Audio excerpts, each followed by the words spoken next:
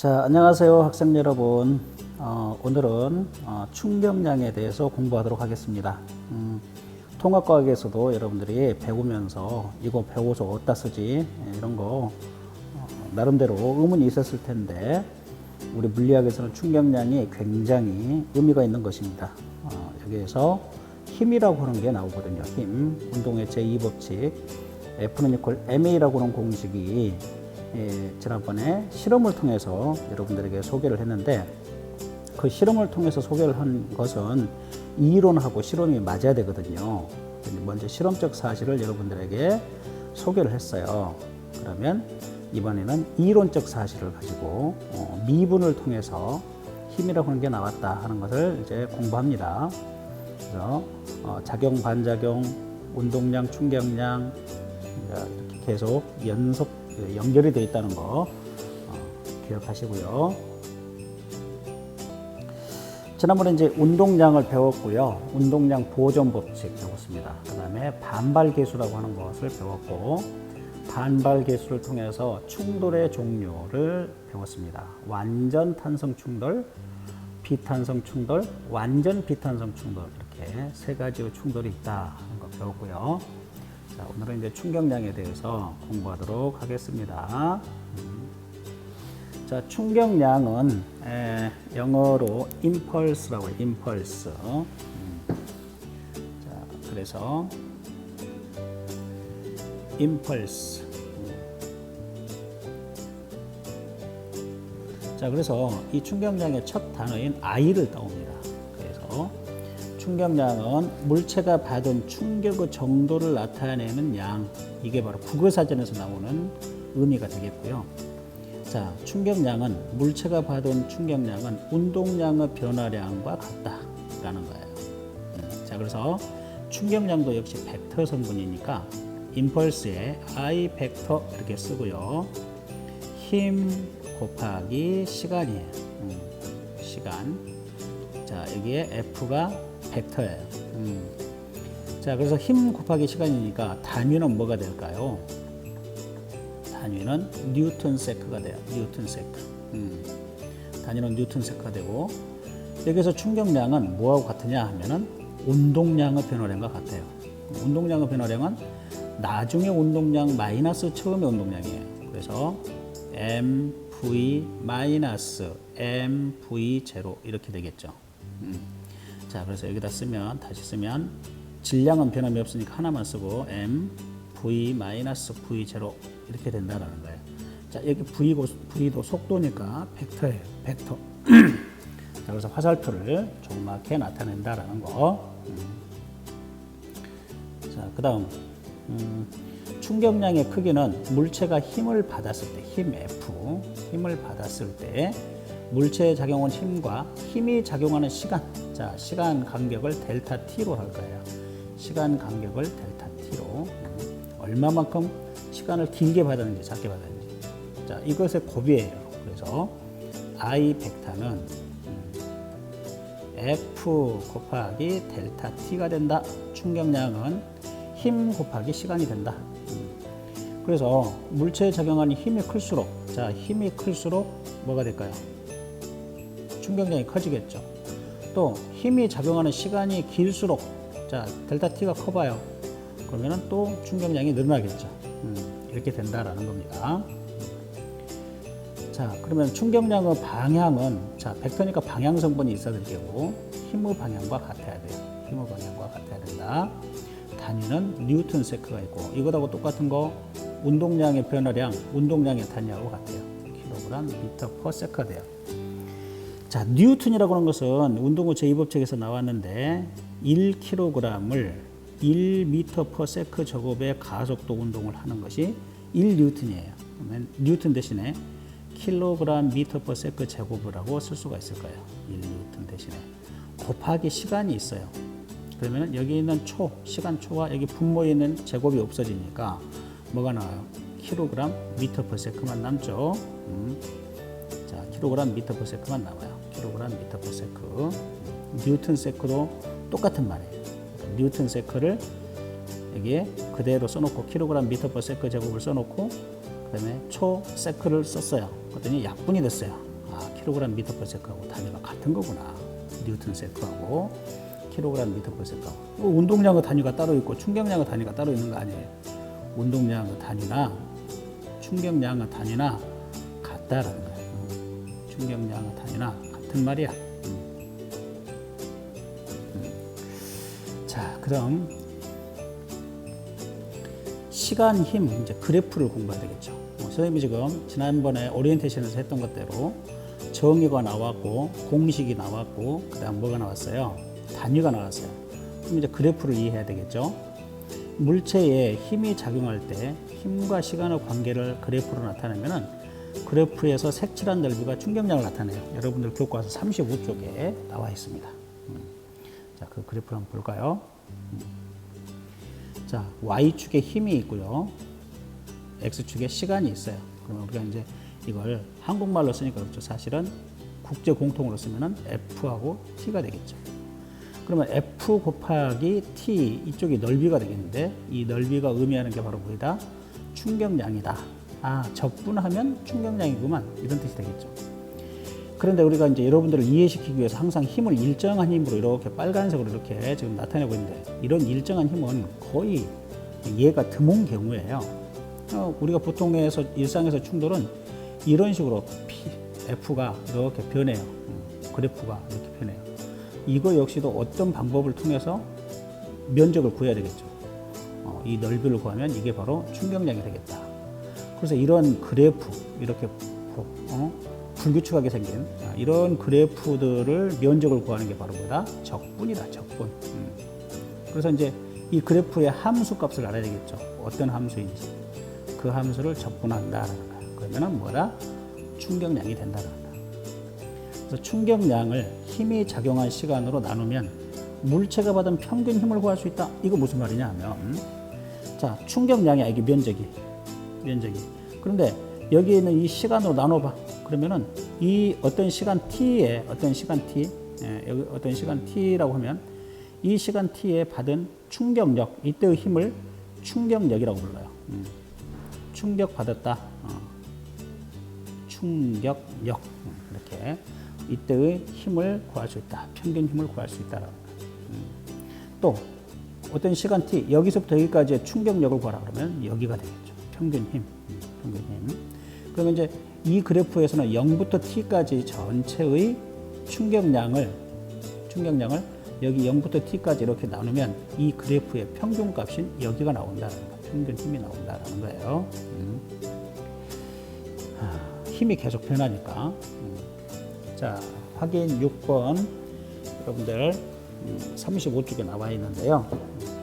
야구 경기에서 투수가 질량이 140g인 야구공을 40m/s 속력으로 던졌고 타자는 이 공을 야구방망이로 쳐서 날아오던 방향과 반대 방향으로 50m/s의 속력으로 날려보냈다. 야구방망이가 야구공에 가한 충격량의 크기는 몇 뉴턴/s인가 그랬네요. 자, 질량은 140g을 그대로 쓰지 말고 0.14kg. 항상 SI 단위로 고칩니다. 그 다음에 야구공이 자 이렇게 던져질 때는 40m/s였어요. 이게 처음 속도 V0. 그런데 빠따로 이렇게 때려가지고 여기서 이 방향으로 야구공이 날아가겠죠. 반대 방향으로. 이 속력이 50m/s예요. 그러면은 여러분들 이제 여기서 계산 벡터니까 계산을 잘해야 돼요. 자, 이것을 플러스로 볼 거야, 이걸 플러스로 볼 거야. 선생님이 보았을 때는 자, 처음 속도 방향을 항상 플러스로 우리가 정합시다. 이 방향을 플러스로. 그러면은 나중 속도는 뭐가 되냐? 마이너스예요. 그러면 이제 봅시다. 델타 V 값을 계산해야 되죠. 자, 델타 아니 충격량은 힘 곱하기 시간인데 힘하고 시간이 안 나와 있어요. 힘하고 시간이 안 나와 있어. 그러니까 이 공식으로는 풀 수가 없는 거야. 이 공식으로는. 그럼 뭐가 있냐면은 질량 곱하기 나중 속도 마이너스 처음 속도야. 이 공식으로만 여기서는 주어진 게 그거니까 여기 나중 속도 처음 속도 주어졌잖아요. 그러면은 0.14kg 곱하기 나중 속도가 마이너스 50이야. 처음 속도와 반대 방향이니까 마이너스 50. 자, 그래서 마이너스 50m/s. 그런데 여기는 처음 속도는 플러스인데 여기 공식에 있는 마이너스가 있어요. 공식에서 마이너스가 있어요. 그러면 또 마이너스 40m/s 이렇게. 그럼 90이 되겠죠. 그러면은 9, 4, 36, 9, 1, 9 얼마 될까요? 12.6 정도 된가? 12.6 뉴턴 초 이렇게 되겠죠.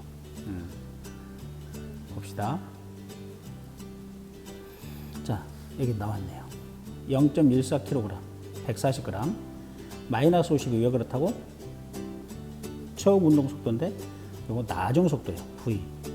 자, 여기에서는 마이너스, 공식에 있는 마이너스고 이건 처음 속도 40m/s. 그랬더니 마이너스 16이 나왔어요. 그래서 이건 방향을 뜻해요. 마이너스는 처음과 반대 방향이라는 뜻이야. 처음 속도와 반대 방향. 반대 방향이다. 따라서 충격량의 크기는 12.6 뉴턴 세크이다. 또는 뭐 12.6 kg/m/s 해도 되겠죠. 가급적이면 이렇게 복잡하게 쓰지 마시고 간단하게 쓰시려고 합니다. 세상 복잡하게 살 필요가 없죠. 자, 35쪽에 해보기, 빨대로 공 날리기가 있습니다. 자, 이 영상 보면서 설명하도록 하겠습니다.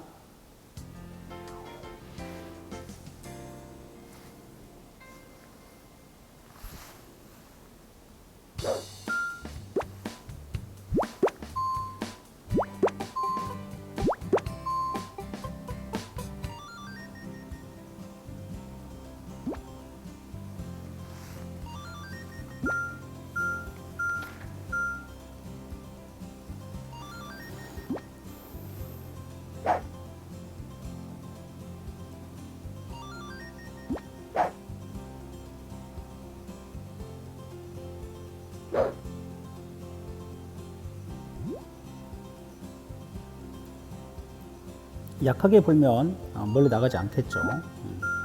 근데 빨대가 길 때와 짧을 때 보겠습니다. 빨대의 길이를 길게 하면은 작용하는 시간이 길어지는 거예요. 델타 T가.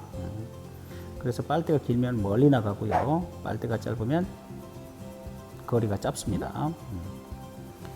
자, 그러면 총도 마찬가지예요. 총알이 나가는 길이가 길면 총신이라고 그래요. 총신. 그게 길면 총알이 멀리 나가고, 총신이 짧으면 권총. 권총은 짧아요. 군인들이 사용하는 총은 길죠. 자, 그래서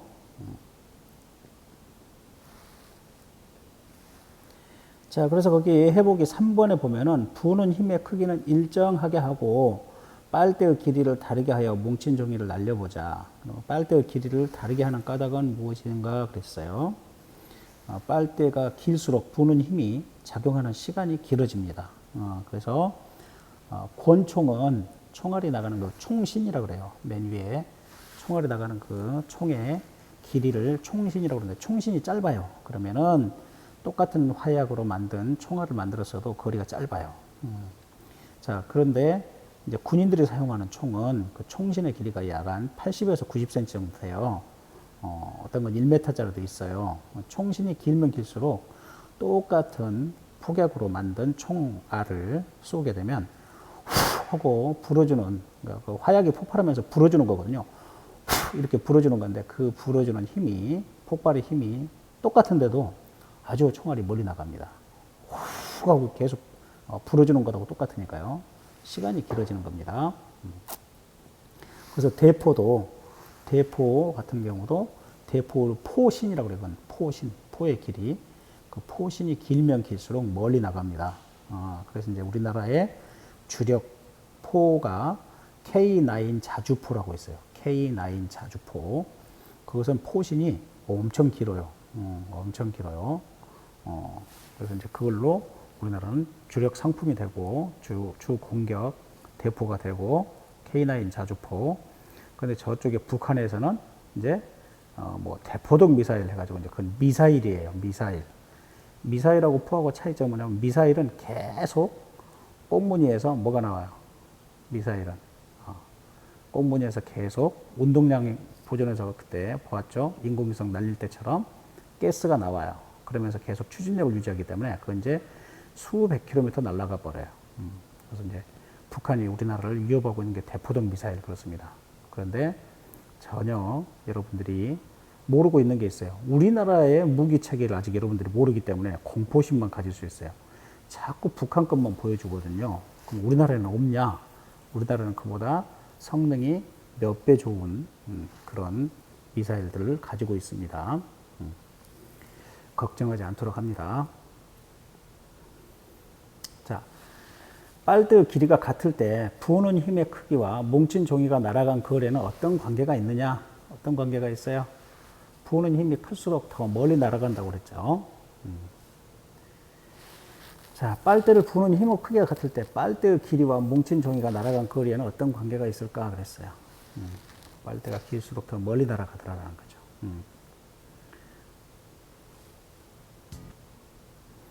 자, 그러면 이제 여러분들 어디로 오냐면은 36쪽으로 와서 충격량의 효과에 대해서 공부하도록 하겠습니다. 그러면은 이제 금방 빨대를 가지고 실험했던 것과 마찬가지로 물체에 작용하는 힘이 크거나 힘이 작용한 시간이 길수록 물체가 받은 충격량이 커져서 물체 운동량의 변화량이 커진다라는 거예요. 자, 그러니까 F 곱하기 델타 T가 이것은 시간 간격이 길어지는 거죠. 이게 충격량인데, 자, 충격량인데 이게 M V 마이너스 V 제로다 이게 운동량의 변화량과 같다라는 거예요. 자, 그래서 힘이 클수록 충격량이 커지고, 자, 시간이 클수록 운동량이 또 커질 텐데, 여기 운동량 변화량이 커진다라는 거예요. 여기에. 자, 그 다음. 야구 경기에서 야구공에 가해지는 충격량이 클수록 힘이 작용한 이후의 속력이 커지게 된다. 이게. 같은 시간 동안 공을 더 멀리 보낼 수 있다라는 거예요. 자, 그래서 그러면은 어떻게 시간을 길게 합니까? 시간을 타자가 어떻게 하냐면은 여기에서 여기까지 빠따를 이렇게 풀 스윙을 하라고 그래요. 풀 스윙. 풀 스윙. 풀 스윙을 해야만 작용하는 시간이 길어지는 거야. 그래서 여기에서 공이 이제 맞았죠. 빠따에 공이 맞았죠. 여기서 시간을 짧게 보세요. 그러면은 번트죠, 번트. 여기에 툭 떨어져요, 번트. 자, 그런데 이것을 이 빠따를 여기에 가만히 있지 않고 풀스윙 이렇게 휘둘러 주는 거예요. 뒤까지. 그러면 어떻게 될까요? 빠따가 여기 올 때까지 공을 이렇게 밀어주는 거거든요. 여기서부터 여기 시간 간격 동안. 이 차이로 공이 날아가서 홈런이 되는 거고 안타가 되는 거다 이게. 그래서 공을 더 멀리 보내려면은 풀스윙. 그래서 야구 선수들이 이 근력을 기르는 거예요. 풀스윙하는 힘을 길러주면서 푸시업도 하고 여기 몸통이랄지 팔에 있는 근육을 길러주는 겁니다. 여러분들이 이제 뭐 야구도 스크린 야구가 있던데 거기 가본 사람도 있겠지만 그 속력이 90만 돼도 잘 안 보여요. 우리 눈에 일반인들 눈에는. 그래서 뭐 시속 뭐 120, 막 140 이렇게 하는데 투수들이 던질 때 그 공은 거의 안 보여요. 그 야구 선수들도 안 보이는데 그 감으로 치는 거예요. 그래서 이제 그 확률상 맞아 잘 떨어지면은 그때 이제 타율이 높은 게 되고요. 하여튼 그렇습니다. 야구가 빨리 개장을 해야 될 텐데. 자, 운동 경기에서 공을 더 멀리 빠르게 보내기 위해서는 선수들이 야구 방망이 또는 테니스 라켓도 나와 있죠. 테니스 라켓이랄지 골프채 등을 강하게 끝까지 휘둘러라. 이건 뭐 풀스윙 해라 이거야. 그래서 힘이 작용하는 시간을 길게 해야 된다. 힘이 작용하는 시간을 길게 해야 된다라는 거예요. 그래서 선생님도 이제 뭐 테니스도 운동을 해봤고 지금은 이제 골프 어저께도 가서 골프를 치고 왔고 그런데 선생님은 물리쌤이라 이론은 알아. 힘의 시간을 길게 해야 되는 거 아는데요. 선생님은 이제 팔 힘이랄지 이런 몸통을 돌리는 그런 순발력이랄지 이런 게 젊은 사람들보다 떨어지기 때문에 비거리라고 그래요. 공이 날아가는 거리. 날 비자니까. 비거리가 굉장히 안 나와요. 젊은 사람들은 그냥 뻑 치면 그냥 엄청나게 멀리 나가요. 근데 아직 여러분들은 고등학교 2학년이기 때문에 고등학교 2학년도 아직 예, 근력이랄지 이런 게 뼈랄지 이런 게 아직 다 단단하게 안 됐어요. 아직 어른처럼 안 됐어요.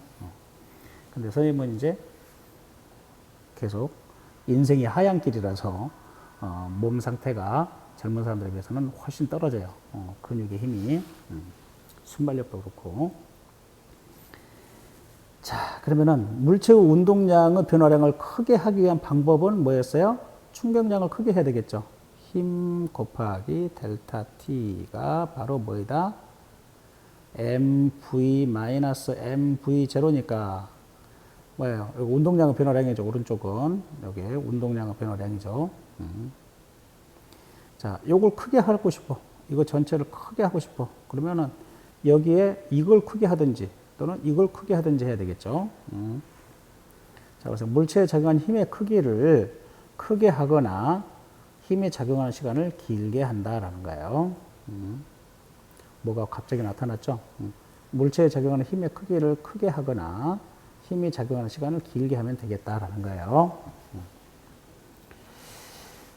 자, 그러면은 또 36쪽에 회복이 있는데 옛날에 뭐 TV에서 오락 프로그램이 뭐 이제 그 연예인들 오락 프로그램 많이 하죠. 지금도 합니까? 뭐 지금은 그 뭐 이상하게 막 자기들끼리 재밌게 노는 것만 하던데 옛날에는 이렇게 물풍선 던지기도 하고 그랬었거든요. 그래가지고 이제 물풍선이 터지면은 뭐 물벼락 맞는 뭐 이런 것도 했었어요. 자, 그런데 물풍선을 받을 때에 어떻게 하지 안 터지겠냐라는 거예요. 나는 안 터지고 다른 사람이 터져야 되니까. 자, 그래서 물풍선을 주고 받을 때에 어떻게 하면 된다? 물풍선을 안 터지게 해야 되는데 왜 터졌을까라는 거예요. 충격량이 커져서 그래요.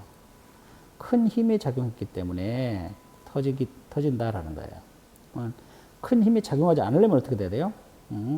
공이 날아올 때 충격량을 줄여줘야 되겠죠. 그러면 델타 T를 충격력을 줄여줘야 되겠죠. 충격력을 줄여야 델타 T 값을 길게 하는 거예요. 자, 어떻게 하면 될까요? 가능한 한 두 손을 펼쳐서 넓은 면적으로 받고요. 손을 앞으로 내밀어서 물풍선을 받을 준비를 하고 물풍선이 손에 도달하는 순간부터는 손을 뒤로 빼면서 천천히 멈추게 한다. 즉 델타 T 값을 크게 하면 F 값이 충격력이 작아져요. 충격량은 일정한데. 자, 다시 설명할게요.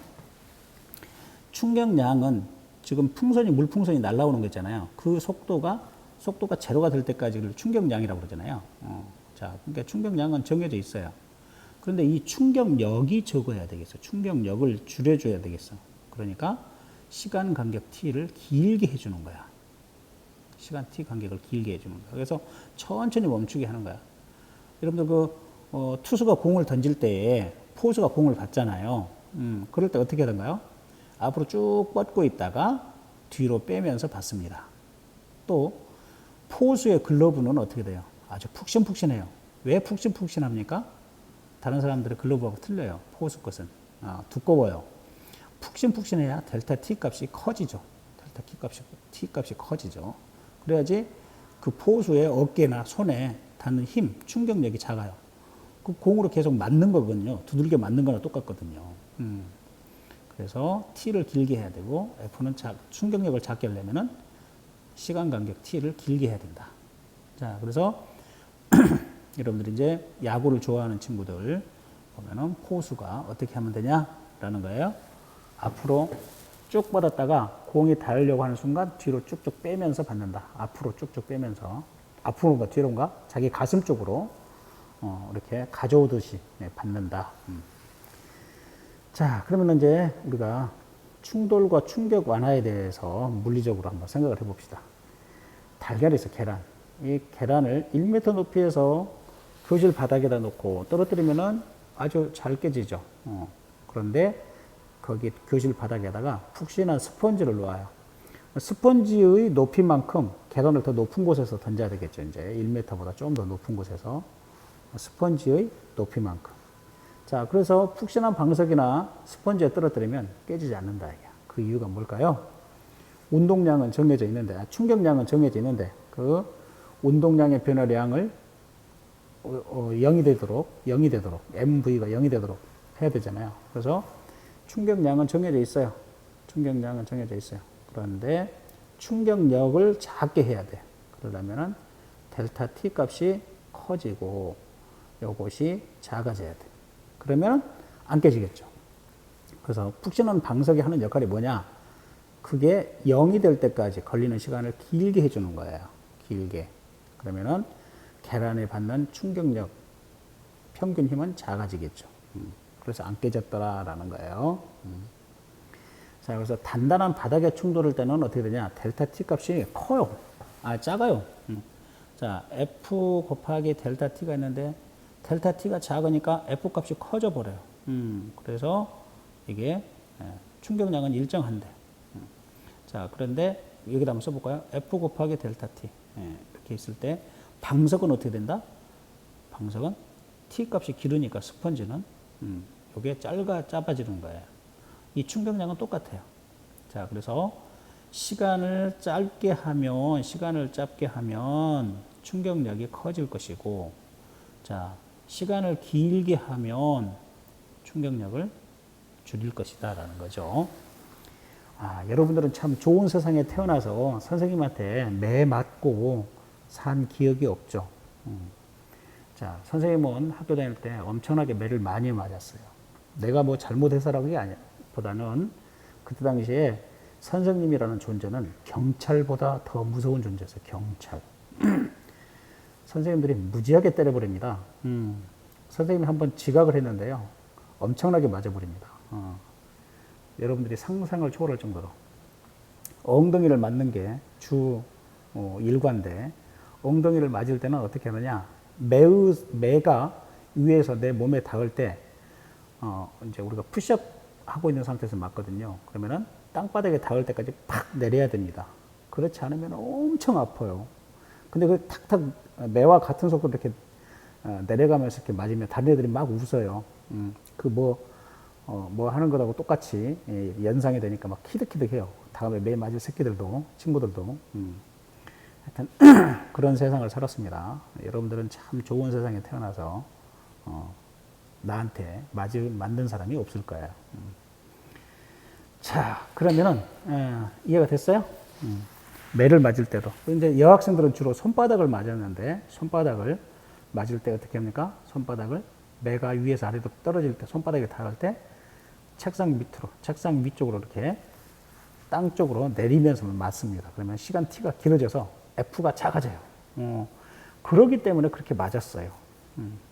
그때 이걸 모르는 친구들은 더 아픔을 느끼면서 감수해야 되겠죠. 아픔을. 자, 그래서 시간 힘의 그래프. 이제 그걸 설명을 하면은 여기 힘 곱하기 시간 그래프의 면적이 충격량이라고 했는데, 충격량이 같아요. SA하고 SP가 충격량이 같아요. 즉, 시간 힘 그래프에서 아래 넓이가 같을 때 힘이 작용한 시간이 길수록 힘의 크기는 작아져요. 자, 여기 보세요. SP를 보세요. 여기서 여기까지 시간 간격이 이렇게 길잖아요. SP가. 델타 T가 커졌어요. 시간 간격이. 자, 그런데 SA를 보세요. 시간 간격이 여기서 여기밖에 안 되잖아요. 자, 그래서 여기를 델타 TB라고 할까요? 델타 TB가 커요. 델타 TA보다. 시간 간격이 여기가 크니까 F는 어떻게 될까요? F는 여기가 작아요. FB는 FA는 크겠죠. 자, 여기는 짧고. 자, 그래서 이런 관계가 있다라고 하는 거. 자, 그러면 이제 이걸 이용해서 선생님이 설명했죠. 야구 선수가 손을 뒤로 빼면서 공을 잡는다라는 거. 또 자동차에 범퍼가 나와야 되겠죠. 멀리뛰기 선수가 착지할 때 무릎을 구부린다. 왜 무릎을 구부릴까요? 자동으로 구부려지던데요. 그럼요. 자동으로 구부려집니다. 왜? 그 착지할 때 무릎을 구부리면서 정지할 때까지 어떻게 됩니까? 시간이 길어지는 거거든요. 우리 몸은 자동적으로 그렇게 돼 있습니다. 고양이 낙법이라고 그러죠. 고양이 낙법. 고양이가 다치지 않게 떨어진다라는 거예요. 고양이가 자기 몸에 몇 배 되는 것보다 더 높은 뭐 이렇게 나무에서 뛰어내려도 다치지 않더라는 거예요. 고양이 낙법. 시간 T를 길게 해주는 거예요. 자, 일상생활에서 충격 완화 장치를 보면은 경기장의 안전 펜스 델타 T를 크게 해주는 거예요. 자, 공기가 충전된 포장재, 공기 매트. 자, 이거 뭐 불경기라고 또는 마음에 안 든다고 나쁜 일 벌이는 사람들 있죠. 자살하려고 하는 사람들 공기 매트를 갖다가 밑에다가 놓습니다. 에어 매트. 여러분들 지금 봐요. 택배 많이 지금 주고받고 할 수 있는데 그 택배 보낼 때 포장재가 굉장히 많이 있죠. 그거 왜 그럴까요? 한번 보도록 하겠습니다.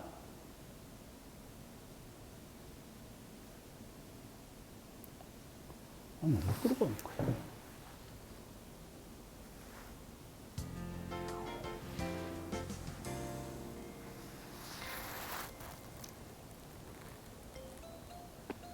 택배 왔네? 신난다. 얼른 뜯어보자. 이게 뭐야? 양파도 아니고 겹겹이 포장을 했네. 그게 왜? 아니, 뽁뽁이를 이렇게나 많이 사용해도 되는 거야? 이거 다 쓰레기가 될 거잖아. 낭비야, 낭비. 꼭 그렇지만은 않아. 이게 다 물건을 안전하게 배송하기 위한 거라고. 그래서 방금 보았다시피 그 포장을 뜯어보면은 뽁뽁이가 많이 들어있죠. 그것은 뭐냐면은 탄성이 있거나 재질이 푹신한 것으로 되어 있을 때 운동량을 가진 물체가 멈추는 데 걸리는 시간을 길게 하여서 충격력의 크기를 작게 하는 효과가 있다라는 거예요. 자, 그래서 대표적인 게 이제 자동차의 범퍼라고 하는 것이죠. 맨 앞에 남바가 이렇게 있고 자동차의 넘버가 있죠. 앞쪽에. 거기는 플라스틱으로 되어 있어요. 새카만 색으로 되어 있는 이 차는 이 플라스틱으로 되어 있는데 이게 왜 플라스틱으로 되어 있냐? 이게 찌그러지면서 깨지면서 시간 T를 길게 줘요. 방석과 같은 효과를 주는 거예요. 그래서 찌그러지도록 만들어져 있어서 충돌이 일어났을 때 자동차가 서서히 멈추게 하는 역할을 합니다. 그런데 이게 평택에 이제 대표적으로 여러분들 뭐 안성 바로 옆에가 평택이 있잖아요. 평택에 쌍용 자동차가 있어요. 쌍용 자동차에서는 이제 SUV가 많이 만들어지는데 그때 이제 그 나왔던 게 무슨 자동차냐?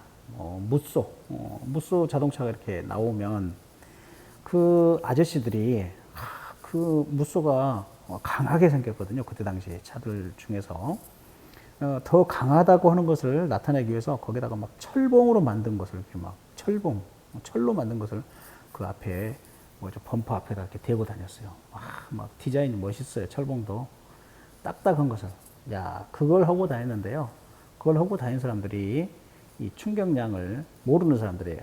똑같이 충돌이 일어났을 때 차는 뭐 그거 깨지지 않고 그럴지 모르지만 그 안에 타 있는 사람들이 엄청난 충격량을 받아서 어떻게 될까요? 똑같은 사고가 났는데 사람이 다칩니다. 차가 다치고 사람이 안 다치게 해놓은 게 범퍼예요. 근데 그 아저씨들 자기들 생각으로는 차가 찌그러지는 게 자기들의 자존심을 상하겠나 보죠. 그래서 완전히 그러려면 탱크 몰고 다녀야죠. 탱크. 탱크. 사고가 나도 안 다치게 하려면 자동차가 안 찌그러지려면. 자, 그런데 그렇게 강하게 해놓으니까 어떻게 되느냐? 똑같이 충돌 사고가 발생했어요. 탁 내려가지고 다른 차는 많이 찌그러져 있잖아요. 불쌍한 듯 바라보고요. 자기 차는 별거 아니라는 둥 이렇게 하고 있다가 가면서 이 사람들이 2차 사고로 죽어요. 그건 왜 그러냐면은 그 운전대에 배가 닿아가지고 배 내장에서 출혈이 발생하고 있는 거예요. 내장에는 신경세포가 없어서 아픔을 못 느껴요. 피는 계속 흐르고 있죠. 그래가지고 의식을 잃고 아무렇게나 사고가 나서 2차 사고라고 그래 것보다 그렇게 해서 죽더라라는 거예요. 그거 하지 말라고 계속 해도 우리 아저씨들 계속 비싼 돈 들여서 그걸 했었어요. 결국에는 이제 그걸 못하게 법으로 억제를 했죠. 네. 자동차는요, 자동차 회사에서 나오는 그 상태가 가장 최적의 상태예요. 충돌 실험을 수백 번 해서 나오는 거기 때문에. 왜냐면은 차는 찌그러져도 괜찮아요. 고치면 되니까. 근데 사람은 다치면 남은 인생 행복하게 살 수가 없잖아요. 자, 에어백도 마찬가지예요. 사람이 차량에 충돌하였을 때 충격이 가해지는 시간을 길게 벌어주는 거예요. 시간을 길게 하는 역할을 해요. 그러면 충격력 F가 작아지겠죠. 계속 좀 강조하고 있습니다.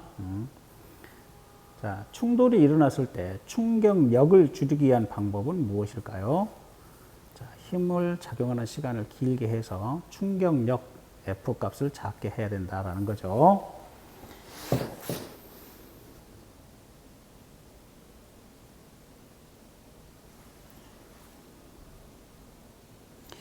자, 그러면 여지껏 이제 충격력에 대해서, 충격량에 대해서 공부를 했으니까, 지금부터는 노트 필기하도록 하겠습니다.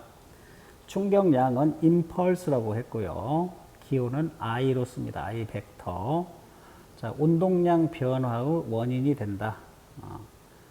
그 다음, 물체에 일정 시간 동안 힘을 가하면 운동량 변화가 생긴다. 거기 박스에 보면 충격량, 임펄스는 힘 곱하기 충돌하는데 필요한 시간, 충돌 시간. I는 이퀄 F 곱하기 T 이렇게 쓴다. 자, 1번 힘은 가속도가 생기는데, 자, 이것은 속도의 변화, 운동량의 변화가 생긴다. 물체가 받는 충격량이 되고요. 힘 시간 그래프에서 밑넓이는 충격량에 해당한다. 그래서 운동량의 변화량과 같다. 단위는 뉴턴 세크, 킬로그램, 미터 퍼 세크. 운동량의 단위와 같다. 라는 거고요. 그래프 보시면 이제 되고, 충격량과 운동량의 관계. 여기서 F는 이퀄 MA가 어떻게 나왔는가 여기 자세히 설명이 되어 있어요. 충격량은 운동량의 변화량인데, 임펄스 I는 델타 P. 델타 P가 뭐예요? 운동량의 변화량. 이것은 M 곱하기 델타 V가 되겠죠. M 곱하기 델타 V. 증명. 뉴턴의 제2법칙, 가속도 법칙, F는 이퀄 MA인데, M에다가 가속도 A는 T분의 V-V0라고 그랬죠. T분의 V-V0. 그 T를 F 있는 쪽으로 옮겨버려요. 그러면 F 곱하기 T는 MV-V0. 이것은 MV-V0는 뭐예요? 운동량의 변화량. 이거 뭐와 같아요? F 곱하기 델타 T. 예, 충격량하고 같다. 여기서 운동량의 변화량이 충격량하고 같다 해서 F는 이퀄 MA. 이게 서로 연결이 돼 있다. 그래서 이제 여기까지 맞춰야 운동의 제2법칙이 끝나는 거예요. 운동의 제2법칙이. 자, 그 다음 운동의 제2법칙과 충격량 연결돼 있다는 거. 자, 일상생활 속의 충격량과 운동량 아주 중요하다. 전체 충격량은 일정한 상태에서 충돌 시간을 길게 하여 충격력을 줄이는 사례가 있다. 물풍선을 던졌을 때 떨어뜨리지 않고 받기 위한 조건은 뒤로 물러나면서 받거나 무릎 등을 굽혀 받는 시간을 길게 해줘야 된다. 자동차의 에어백, 이거 또 충격을 흡수하는 장치, 이런 것 등의 원리다라는 거예요. 자, 에어백이 압축되면서 충돌 시간이 증가되죠. 자, 동일한 높이에서 유리컵을 떨어뜨렸을 때 역학적 에너지 보존 법칙에 의해서는 낙하 속도가 일정해요. 운동량은 일정합니다. 근데 시멘트에서 떨어졌을 때는 충돌 시간이 짧아요. 바닥이 솜 이불 또는 스펀지랄지 이런 게 있으면 충돌 시간이 길어지죠. 그래서 떨어진 유리컵은 어떻게 될까라고 하는 거. 그래서 F1, T1, F2, T2 이렇게 되어 있어요.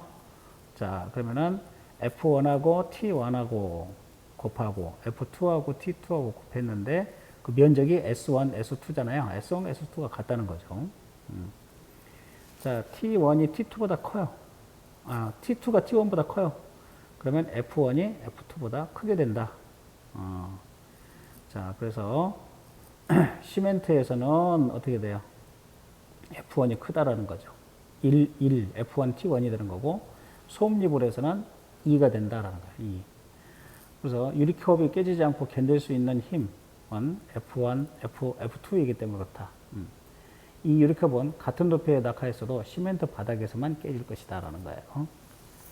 그러니까 이제 뭐 이런 질문을 해요. 이런 충격력을 모르는 선생님이 이제 중학교에 있을 때, 선생님, 화분이 몇 층에서 떨어질 때 맞으면 죽어요? 이렇게 질문하는 학생이 있어요. 몇 층에서 떨어졌을 때 죽을까? 그 화분의 크기도 다르고, 질량도 다르고, 그렇죠? 화분이 밑에가 스펀지가 있거나 이렇게 푹신한 게 붙어 있는 상태에서 떨어지면 그걸 맞으면 살 수도 있죠. 자, 그런 것은 정확하게 이제 질문을 못하기 때문에 정확하게 답변을 할 수가 없어요. 그래서 선생님은 뭐라고 그러냐? 그 사람 운이야. 운이 좋으면 살 것이고 운이 나쁘면 죽을 거야. 이렇게 말을 해줬습니다. 근데 이제 여러분들은 충격량을 배웠기 때문에 시간하고 관계를 알기 때문에 어떻게 된다? 시간이 길수록 사는구나. 이렇게 생각하면 됩니다.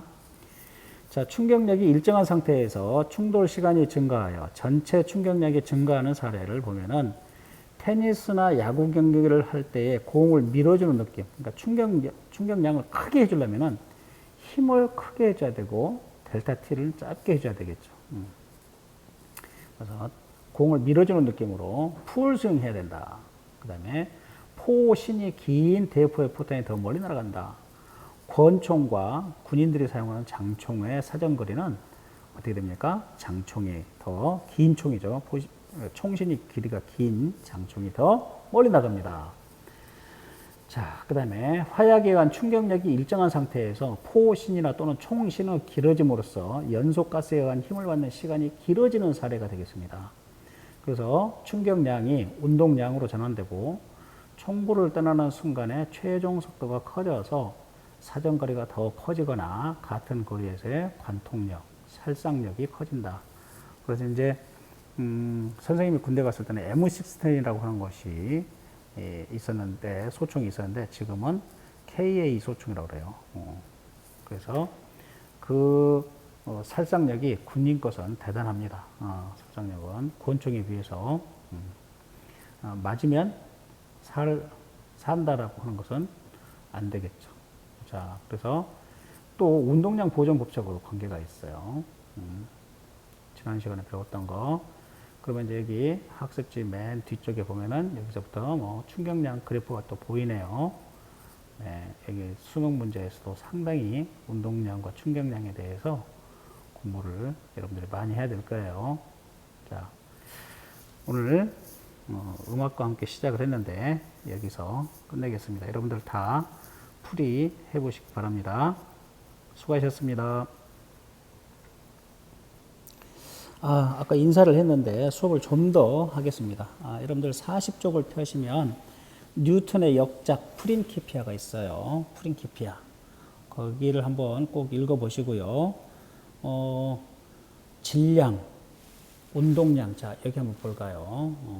질량, 물질의 양은 그것의 밀도와 부피를 결합한 값의 측정값이고요. 운동의 양이란 속도와 물질의 양을 결합한 값의 측정값이다. 프린키피아에 있는 내용을 그대로 지금 번역을 해 놓은 거예요. 제1법칙은 모든 물체는 그것에 가해지는 힘에 의해 그 상태를 강제로 변화시키지 않는다면 자신의 정지 상태를 지속하거나 직선상에서 일정한 운동을 지속한다. 이렇게 되어 있고요. 제2법칙은 운동량의 변화는 외부에서 주어진 힘에 비례하며 힘이 작용하는 직선상의 방향으로 이루어진다. 선생님이 지금 계속 설명했던 거 다 여기 프린키피아에서 나온 내용이고 우리가 그걸 공부를 하고 있는 거예요. 제3법칙, 모든 작용에 대해서 항상 그에 대항하여 동일한 크기의 반작용이 생긴다. 혹은 두 물체가 서로에게 작용하는 힘은 항상 크기가 같고 방향이 서로 반대이다. 제3법칙. 자, 그래서 이제 정리하기, 프린키피아에 제시된 질량, 운동량의 정의, 운동의 제1, 2, 3법칙을 현대적 관점에서 정리해 보자. 우리가 지금 현대적 관점에서 다 공부하고 있었습니다. 그렇다고 해서 특별히 이렇게 달라지거나 하는 내용은 없어요. 자, 두 번째, 의사소통하기. 뉴턴이 프린키피아에서 진술한 제2법칙은 F가 델타 P에 비례한다라는 거예요. 그 기호가 비례한다라는 기호입니다. 삼각형은 델타라고 있습니다. 델타 P, 변화량이라고 해요. 운동량의 변화량. 자, 지금 선생님이 여기 설명하고 있죠. 자, 선생님이 지금 여기를 설명하고 있었어요. 자, 그래서 이게 비례한다라는 표시고요. 비례. 그다음에 이렇게 삼각형으로 되는 것을 델타라고 그래요. 델타 P 이렇게 쌤이 읽었는데 운동량이죠. P는 델타라고 읽는 것은 읽을 때는 델타예요. 델타. 델타인데 이게 의미하는 게 뭐냐면은 변화량이라는 뜻이에요. 변화량. 변화량. 그래서 운동량의 변화량이라는 뜻이에요. 운동량이 변화하는 정도, 운동량의 변화량 하고 힘하고 비례한다라는 거예요. 자, 그러면은 지우고 왜 그런지 여기다가 설명을 해 놓겠습니다. 자, 델타 P라고 하는 것은요, 델타 P라고 하는 것은 힘 곱하기 시간이에요. 충격량이잖아요, 충격량. 자, 그러면은 이 식은 어떻게 되느냐 하면은 델타 T분의 델타 P가 바로 뭐가 됩니까? F가 된다라는 거예요. F가 된다라는 거잖아요. 그러면은 자, 우리가 운동의 제곱적에서 F는 이꼴 뭐가 돼요? MA가 돼야 되죠. 그러면은 왼쪽에 있는 이 식을 한번 봅시다. 자, 델타 P는 어떻게 쓰죠? 델타 P는 MV-V0 이렇게 쓰겠죠. 자, 질량 곱하기 델타 V 이게 바로 델타 P가 되는 거예요. 자, 델타 T 이렇게. 그러면 M 곱하기 델타 T분의 델타 V 이렇게 되겠죠. 자, 그러면은 시간 동안 속도의 변화량이 바로 뭐냐? MA가 되잖아요. MA. MA. 자, 그래서 MA가 돼. 네, 델타 T가 이쪽으로 갔으니까 델타 T분의 델타 P가 되겠죠. 이 왼쪽에 있는 걸 정리를 했더니 이렇게 정리를 했더니 뭐가 나온다? F는 이꼴 MA가 나온다라는 거예요. 자, 그래서 F는 이꼴 MA는 M 곱하기 델타 T분의 델타 V 이렇게 쓸 수가 있죠. 미분적분에서 나오는 거다. 그래서 미분적분에서는 이제 이 델타 T를 좀 이렇게 사용을 해요. DT분의 DF 뭐 이런 식으로 이렇게 쓰면 안 되겠다. DP 이렇게 운동량을 미분하면 뭐가 된다? MA가 된다. 이런 뜻이에요. 자, 그리고 41쪽으로 가서 뭐가 나오냐 하면 이게 나와요. 연료 없는 우주여행 중력 가속 효과라고 나옵니다. 읽어볼까요? 2014년 11월 13일 우주 탐사선 로제타호에서 분리된 탐사 로봇 팔레라고 하는 게 있는데 해성인 67P에 무사히 착륙하였대요. 2004년에 발사된 로제타호가 10년 동안 지구와 화성의 중력에 의해서 3번이나 가속되어서 64억 킬로미터를 비행했어요. 여기서 태양까지 거리가 1억 5천만 킬로미터니까 여기서 태양까지 거리에 몇 배라고 하는 거 굉장히 한 50배 정도 될까요? 50배는 아니고 한 45배 정도 되겠네요. 자, 이렇게 우주 탐사선이 연료를 사용하지 않고 우주 공간에서 행성 중력의 도움을 받아서 더 빠른 속도를 얻는 방법을 중력 가속 효과 또는 슬링샷 효과라고 한다. 우주선이 행성에 가까이 다가가면 행성의 중력에 의해서 우주선은 행성 주위를 회전하여 반대 방향으로 방향을 바꾸게 되는데 이는 우주선이 에너지의 손실 없이 행성에 충돌한 거나 똑같아요. 충돌하였다가 튀어나가는 충돌 현상으로 설명할 수가 있다는 거예요. 그러니까 충격량하고 관계가 있다는 거예요. 이때 행성은 질량이 매우 크기 때문에 충돌 후 공전 속력은 거의 변하지 않아요. 이거 조금 충돌했다고 해서 그렇지만 우주선은 질량이 작으니까 속도가 크게 변해요. 그래서 중력 가속 효과는 우주선 비행의 기본 기술로 활용되고 있으며 우주 탐사선이 목성, 토성, 천왕성, 해왕성, 명왕성을 탐사할 때 모두 이 방법을 사용한다라는 겁니다. 자, 그러면 이제 여기에 봅시다. 우주선의 속도 변화의 원리. 지금 이제 여기에서 행성이 질량 라지 m인데 공전하는 속도 방향이 v 오른쪽으로 되어 있어요. 초록색으로 이렇게. 자, 그런데 여기에 있는 이 인공위성이 왼쪽으로 지금 오고 있죠. 질량은 스몰 m, 속도는 v. 그래서 이게 힘을 받으니까 이렇게 오고 있는데 여기에서 반대 방향으로 이렇게 튕겨져 나가면 이게 빠따로 친 것하고 똑같잖아요. 야구공이 오른쪽에서 왼쪽으로 오는데 빠따에 맞고 오른쪽으로 다시 나가는 것하고 똑같잖아요. 이렇게. 자, 이럴 때 이쪽으로 나가는 속력이 굉장히 커진다라는 거예요. 자, 그래서 한번 읽어볼까요? 태양을 기준으로 행성의 공전 속력을 V, 뭐예요? 대문자 V, 우주선의 속력을 소문자 V라고 하자. 행성에 대한 상대 속도로 생각하면 우주선은 V 플러스 V의 속력으로 다가왔다가 에너지의 손실 없이 V 플러스 V의 속력으로 멀어지게 된다는 거예요.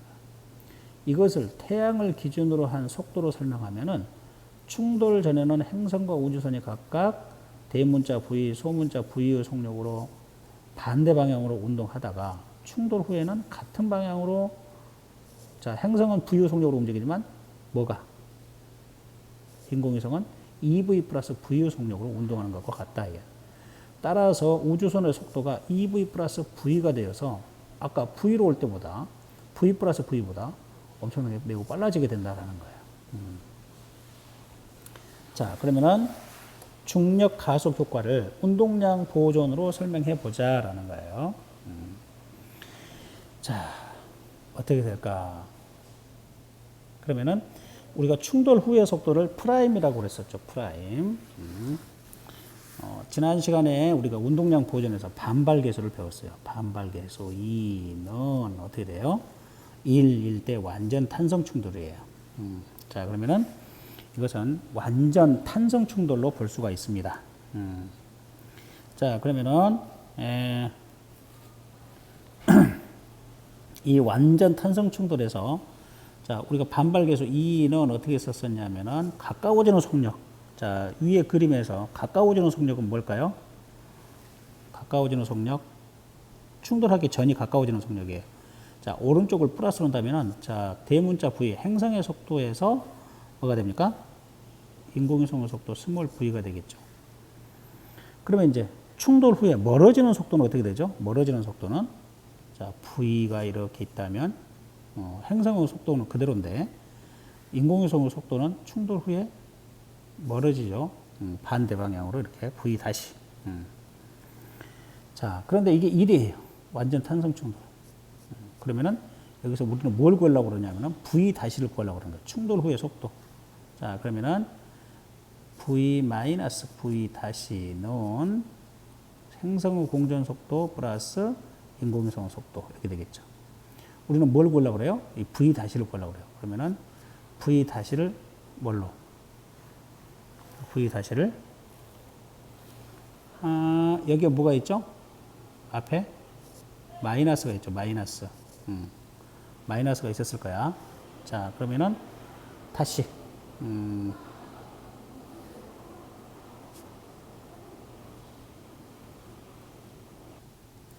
자, 다시 설명을 하겠습니다. 여러분들. 반발계수 2는 가까워지는 속력분의 멀어지는 속력이라고 했어요. 자, 가까워지는 속력은 뭐가 되냐면은 V 플러스 V가 되겠어요. 대문자, 소문자가 합해지는 거죠.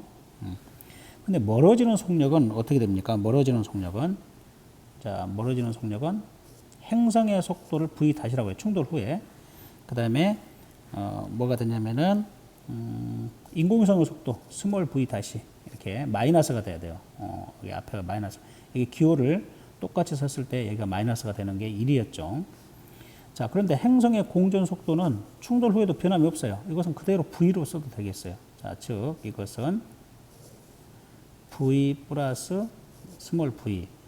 자, 마이너스 이것이 바로 뭐냐면은 v하고 똑같아요. 행성은 질량이 너무 커서 충돌 후에 속도 변화가 별로 없어요. 그 다음에 플러스 v 다시. 자, 이게 1이 된다는 거죠. 자, 그러면 이제 풀어볼까요? 마이너스 v 플러스 v 프라임은 V 플러스 V 이렇게 되겠죠. 지금 우리는 뭘 구하려고 그래? 이걸 구하려고 그래. 충돌 후의 인공위성의 속도. V 프라임은 마이너스 V가 이쪽으로 가니까 2V가 되겠죠. 플러스 스몰 V 이렇게 됩니다. 자, 그래서 충돌 전의 속도는 이거였는데 충돌 후의 속도는 이거예요. 아, V만큼 더 커졌군요. 행성의 공전 속도만큼. 이걸 뭐라 그런다고? 슬링샷 효과라고 한다고. 예? 슬링샷 효과. 자, 그러면은 의사소통하기 2번을 봅시다. 2번. 1977년에 발사된 보이저 2호가 토성 궤도에 도달했을 때 속도는 10.4km/s였고 이때 토성의 공전 속도 9.6km/s였다. 보이저 2호가 토성의 주위를 돌아 얼마의 속도로 천왕성에 도달할지를 수식으로 표현해서 발표해 보자 그랬어요. 자, 이제 금방 여기에다가 그대로 대입을 해요. 충돌 후에 인공위성의 속도는 어떻게 됩니까? 2 곱하기 공전 속도죠. 2 곱하기 9.6 이렇게 되겠고 플러스 원래 이 녀석의 속도는 10.4인가요? 10.4. 이걸 계산해 보세요. 그러면 얼마 나옵니까? 29.6km/초가 되는 거예요. 원래 이 녀석의 인공위성 속도는 10.4였는가? 10.4 플러스 얼마였죠? 9.6. 그러니까 뭐 20km였었는데 한 바퀴 돌고 오면은 9.6만큼 더 증가했어요. 자, 이런 걸 슬링샷이라고 합니다. 자, 그래서 교과서에 있는 거, 학습지에 있는 거 다 정리하시고요. 그 다음에 이제 42쪽, 43쪽 교과서 45쪽까지가 연속 문제로 나와 있습니다. 지금까지 공부했던 내용 다 정리하시기 바랍니다. 다음 시간에는 역학적 에너지 보존 공부하도록 하겠습니다. 이상 끝. 바이바이. 안녕.